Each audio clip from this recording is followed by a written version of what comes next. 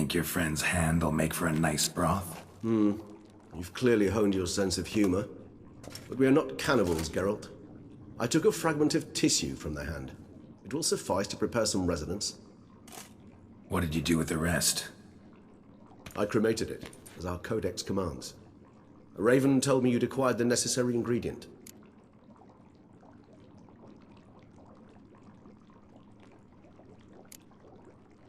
Pretty helpful creatures. Call on them often? I try not to overdo it, but they can be so useful, as they were now, when I merely needed to be sure I could arrive in time should things go sour. Managed fine alone, but thanks for the thought.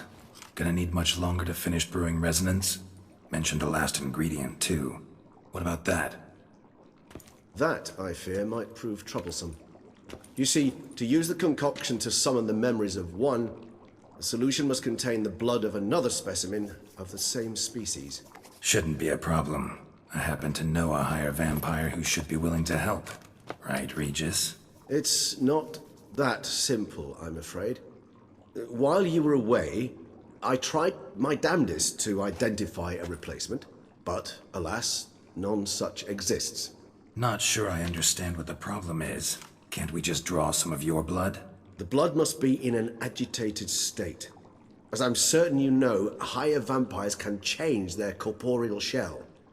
As our flesh changes, so does our blood's chemical composition. To make a long story short, I shall need to induce in myself a state of strong psychokinetic arousal. In brief, madness, rabidity. And that stands to be very, very dangerous.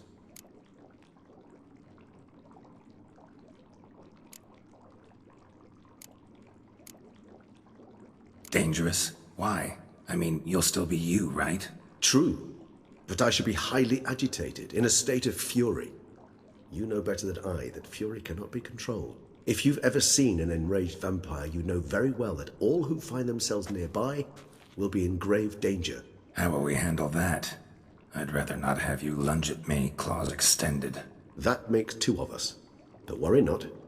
I've thought it through very thoroughly. Details to follow soon. All right, so what do you want to do? We shall visit Teshamudna, an ancient vampire estate. There we will find cages suspended in the air. I will enter one, be confined. You will lure beasts there. Beasts you will then kill. The bloodletting should prove profuse. Abundant enough so that the blood scent will drive me mad. Wild.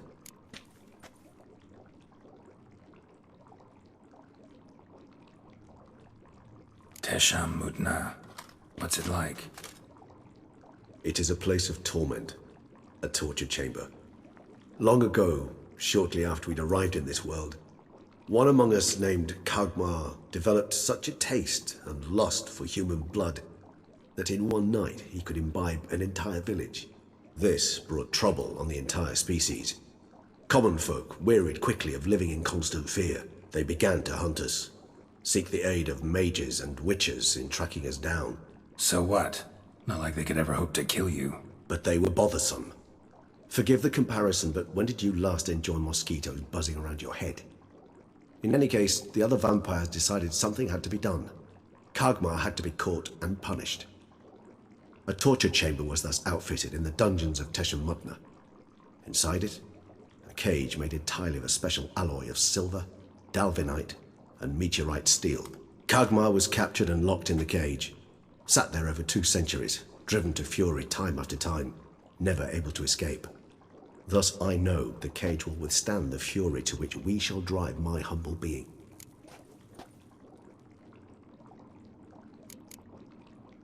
Little expedition's starting to sound dangerous. Think I better prepare. I understand completely.